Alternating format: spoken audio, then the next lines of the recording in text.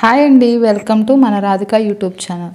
ఇన్స్టాలో ఒక ఆవిడ మెసేజ్ పెట్టిందండి. షోల్డర్ అయితే భుజం మీద నిలబట్టలేదు, జారిపోతుందని చెప్పి.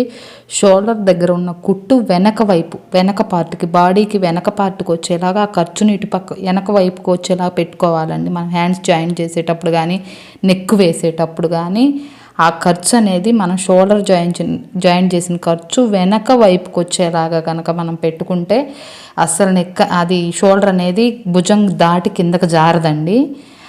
లేదా నెక్ ఎక్కువ కట్ చేయడం వల్ల కూడా జారుతుంది, కానీ ఇదైతే ఎక్కువ పర్సెంట్ ఇలా చేయడం వల్ల జారుతుంది అనమాట. ఇది ఒక టిప్ అని చెప్పొచ్చు. ఈ ఛానల్ నచ్చినట్లయితే లైక్ చేయండి, షేర్ చేయండి, సబ్స్క్రైబ్ చేయండి తప్పకుండా. అది ఇటువైపు వెనక వైపుకు ఉండాలండి మనది. అది thank you for all. Hi అండి, వెల్కమ్ టు మన రాధిక యూట్యూబ్ ఛానల్. ఇన్స్టాలో ఒక ఆవిడ మెసేజ్ పెట్టిందండి. షోల్డర్ అయితే భుజం మీద నిలబట్టలేదు,